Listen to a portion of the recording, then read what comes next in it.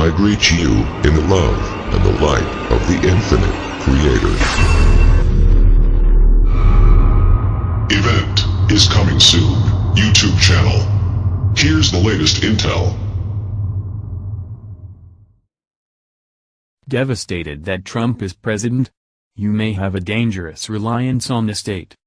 The inauguration is behind us now, but many, millions, it seems, are still immersed in fear, anguish, and grief over the reality of President Donald Trump. #NotMyPresident is still a very active hashtag on Twitter. People are already calling for impeachment, claiming Trump's presidency is illegitimate. Celebrities, I refuse to mention them by name here and give them more attention, are still using their platforms to express anger, disappointment, and distress over the Trump presidency.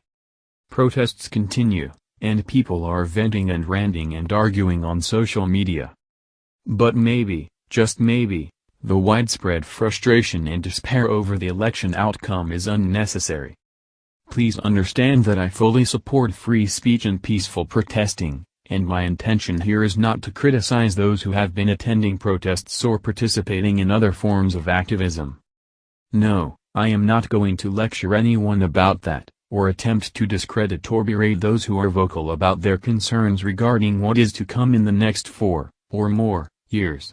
Many concerns are legitimate, and I am grateful that more people are speaking up and attempting to make their voices heard. But I believe it is time to let the shock of the election inspire something positive, true action. Perhaps the time for lamentation has passed, and it is now time to do the things we can to make our world a better place. In other words, I believe that we are responsible for our own lives, and that shifting focus to what we can control is a much healthier and beneficial approach than continuing down a path of despair. So, I have a question for those who are in panic mode right now and think Trump is going to ruin everything. If you are devastated about who the president is, do you think it might be a sign that you rely on, or even worship, the state just a bit too much? As I stated before, many of the concerns people are expressing are undoubtedly legitimate. Will Trump's administration continue to expand the police state? Will there be more war? How will immigration be handled? Will peaceful people who use cannabis be caged? What will happen to the U.S. healthcare system? Are taxes going to decrease, or increase? These are issues that we don't have much control over. In case you haven't noticed by now, the government is ultimately going to do what it wants. Will of the people be damned? There are concerns, however, that are arguably less legitimate. The right to health care is a significant one. Trump is already taking steps to dismantle Obamacare, and this is causing, understandable, anxiety for those who relied on the program. But if access to medical care is truly a right, that means we have the right to the labor of others. As I explained a few days ago, positive rights require others to provide you with either a good or service. A negative right, on the other hand, only requires others to abstain from interfering with your actions. If we are free and equal by nature, and if we believe in negative rights, any positive rights would have to be grounded in consensual arrangements. Healthcare and free birth control are two rights many claim to have, but that is a perversion of the concept of rights. Claiming the right to free healthcare, for example, would mean that it is okay to infringe upon the negative rights of taxpayers and healthcare providers. The government cannot infringe upon our rights to pursue healthcare, buy birth control, and purchase other items and services, but no one owes anyone healthcare. It is a good, just like food, clothing, and other things we are free to buy.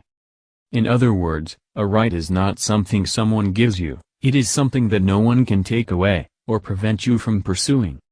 For those who believe that access to health care and other taxpayer-funded government programs is a right, I have a question for you.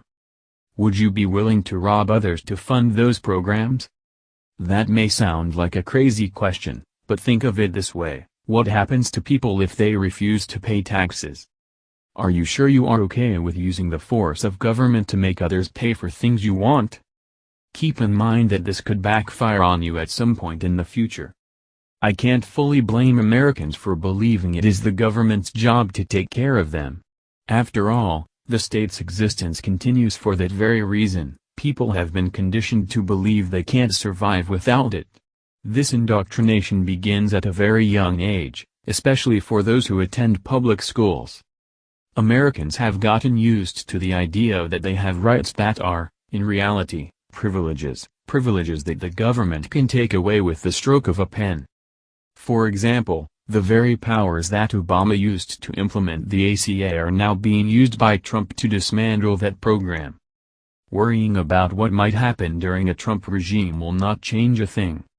However, being proactive and taking personal responsibility for the things we can control can help us feel more empowered and independent.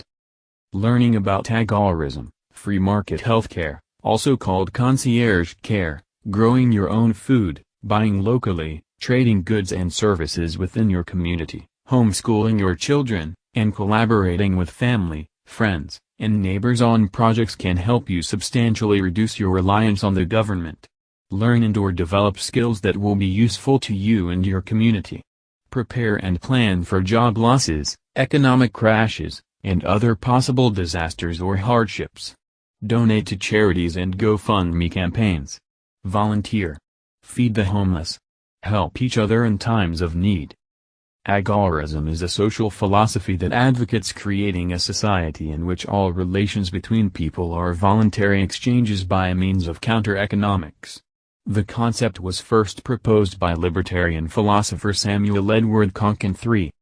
Konkin's agorism, as exposited in his New Libertarian Manifesto, postulates that the correct method of achieving a voluntary society is through advocacy and growth of the underground economy or black market, the counter-economy as Konkin put it, until such a point that the state's perceived moral authority and outright power have been so thoroughly undermined that revolutionary market anarchist legal and security enterprises are able to arise from underground and ultimately suppress government as a criminal activity, with taxation being treated as theft, war being treated as mass murder, etc.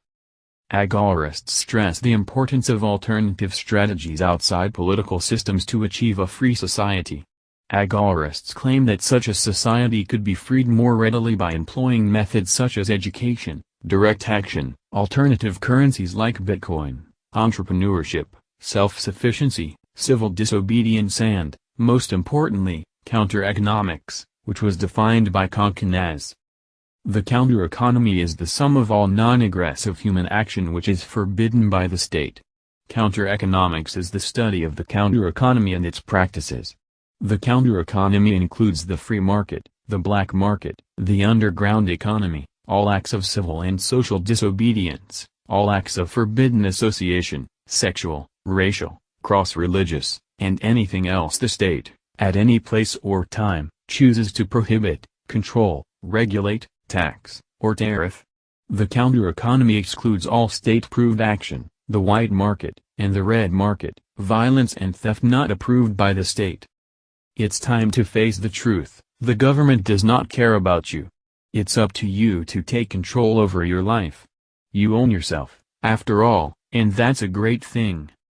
A majority that yields to the promises of security instead of seeking liberty and self-reliance is giving up something real and valuable in return for false promises.